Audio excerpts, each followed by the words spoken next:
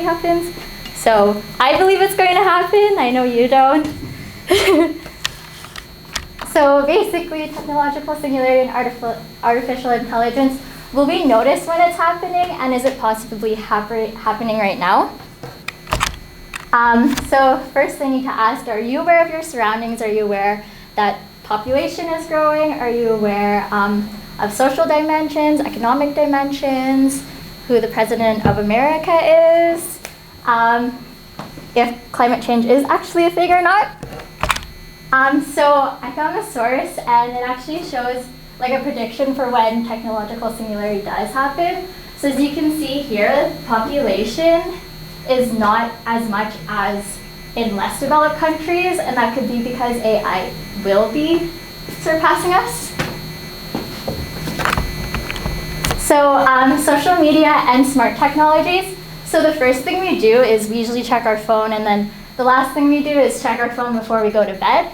So social media and smart technologies have such a great influence on us that we aren't really aware of our surroundings half the time.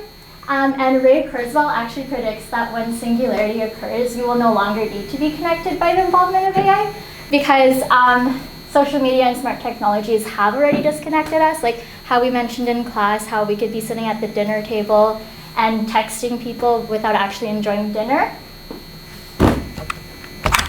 So we're addicted to technology. I found these pictures are actually really funny. I don't know if you think they're funny, but I think they are. And it just shows how we need it. We need to check it consistently, and that because we're so attached to technology already, how do we not know technological singularity is happening right now? It's all like a mind game. So there's actually a study done called The World Unplugged, and they actually asked a bunch of university students to be disconnected from their media and digital technologies for 24 hours. And these students said that they were most definitely addicted, and that they were having anxiety because they didn't know what was going on.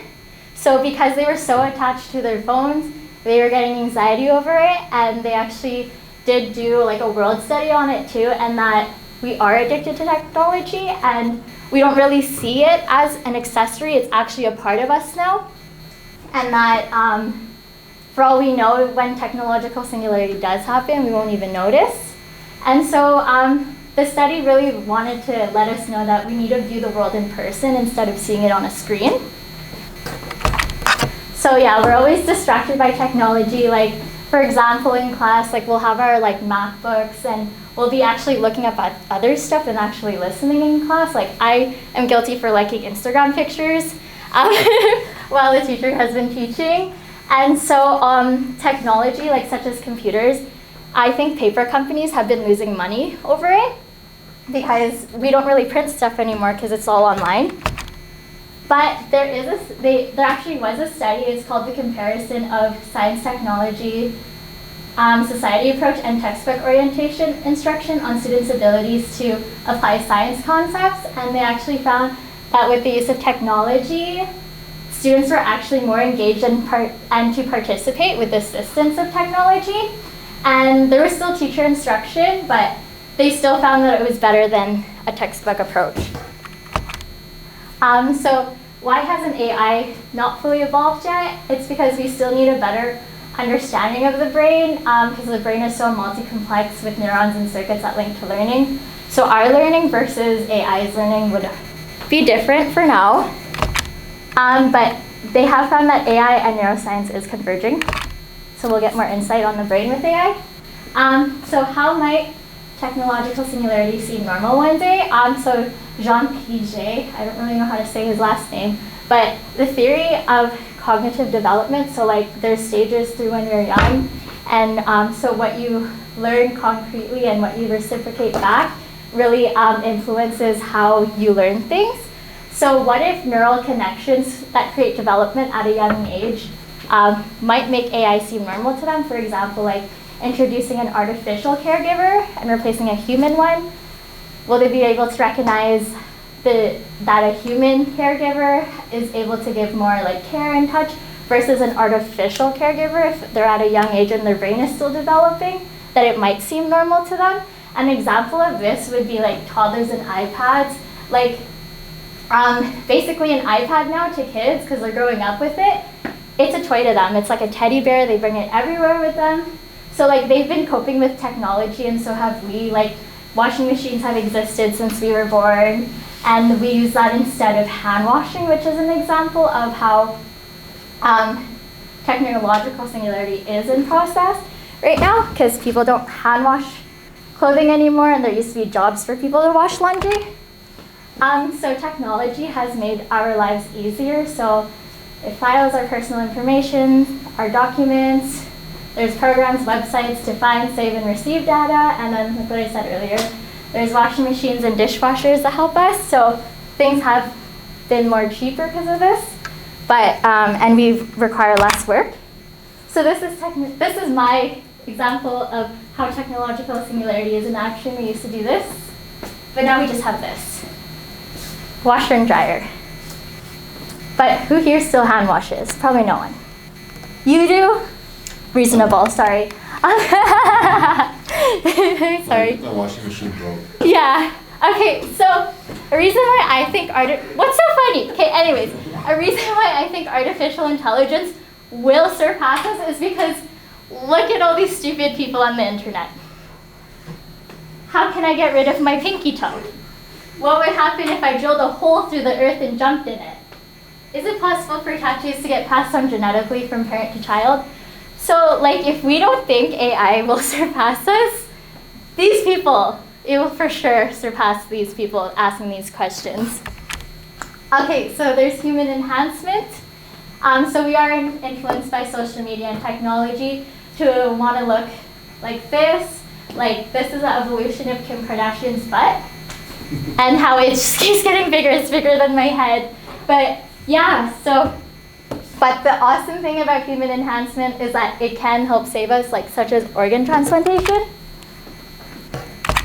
But AI might backfire with organ transplantation because our body's so unpredictable and we have our immune systems that even though AI can create organs and stuff for us, what if we still at the end of the day reject it?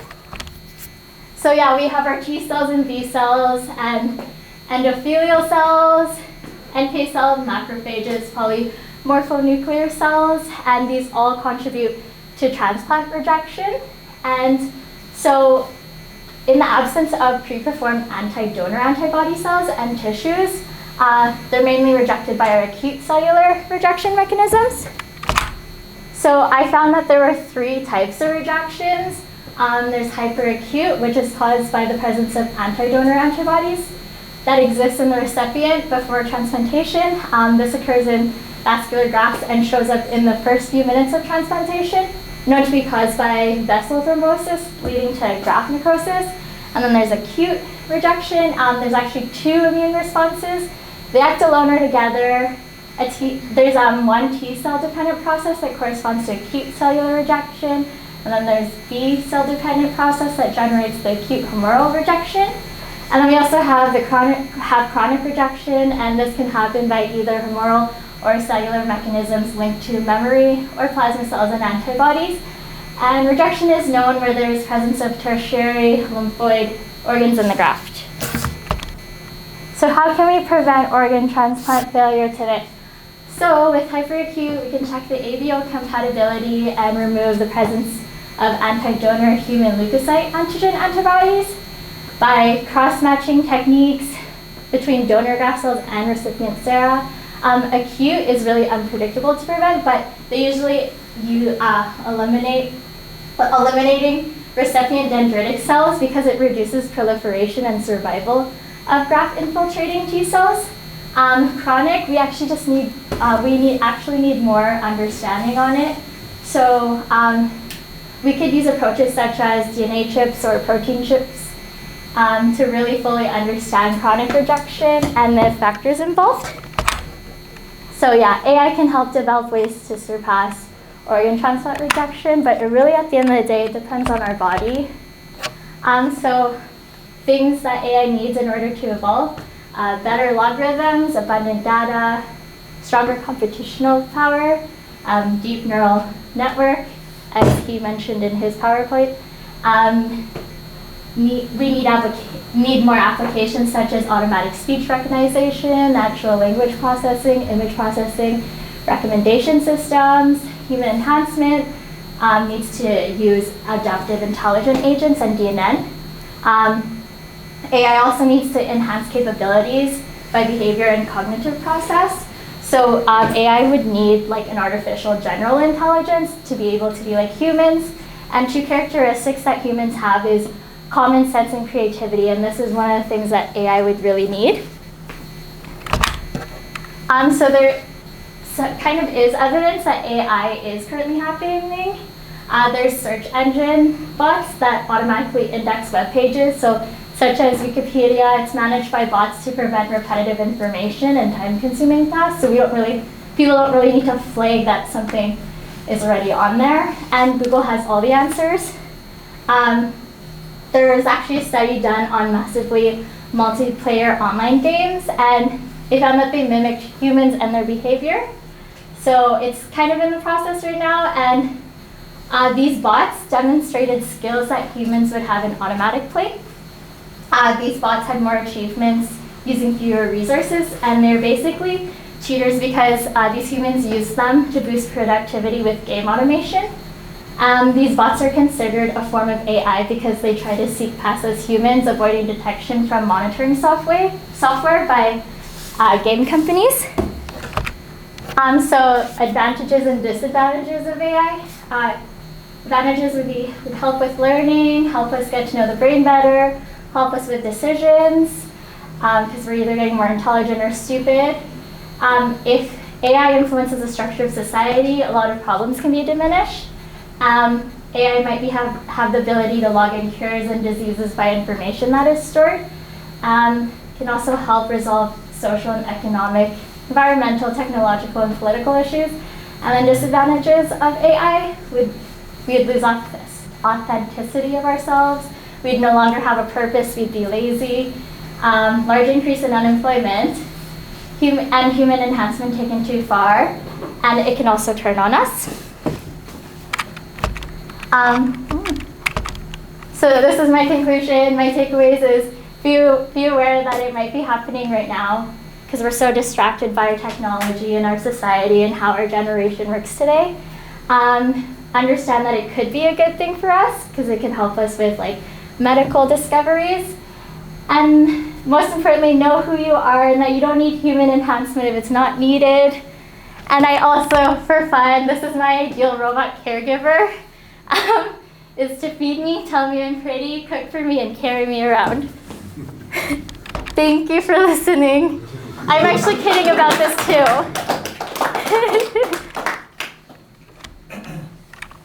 Yeah. Does anyone have any questions? I hope not. But oh, okay. What's up? This is an easy one. Okay. If it is already happening. Yeah. How long do you imagine it might be? I mean, would it be going on for years, decades, centuries? Is there a point when the average human would notice? Or will we never notice? I don't think we'll ever notice. Because, I don't know, I just think we're like just not unaware. Like we think we know what's going on, but we actually don't. I don't know if that makes any sense. Well, I mean, I'd say some of us don't. Yeah. And some of us do, but it's pretty hard to tell who's who. Yeah, that's true. Half the time I don't know what's going on, so. Yeah, you know, there's Singularity University guy who's quite important to the functioning of the unit there, but he claims that there's singularity every morning when he wakes up. It's just the most miraculous thing. So some might criticize your talk by saying that you're not being rigorous enough about how you define the word, but even the people whose job depends on the word, there's tremendous variation in how that plays out and how it's actually defined. So I guess basically the singularity can't happen without anybody noticing, but I don't know how many people would necessarily have to know. I mean, it could be so subtle, I suppose, that you continue to believe that politicians are making decisions, but actually it's the machine behind them that's really doing it, and has been so for some time, and things work more smoothly than they ever have before, and therefore no one complains. So I mean, I don't know that will happen, but it's one possible outcome that humans enjoy taking credit for success, but maybe there's this unassuming AI in the background that's really doing everything. Yeah. Yeah, this is like a conspiracy theory, I guess. It's like, is it actually happening? I don't know. Other questions? Yeah. Do you think there would be any type of AI implant that would not be rejected by the human body? Yes. I think if you have it depends on your immune system, right? So I think there is possibilities that there wouldn't be rejection. Yeah, even that is a kind of theoretical thing. If something is genetically the same, there's still a possibility that you might react to it. So, Yeah.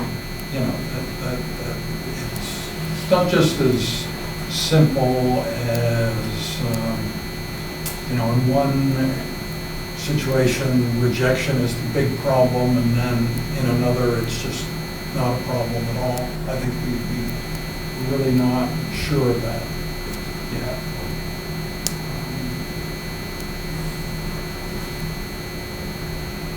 Okay, any other discussion? My goodness, we're finishing early. That's okay. Thank you.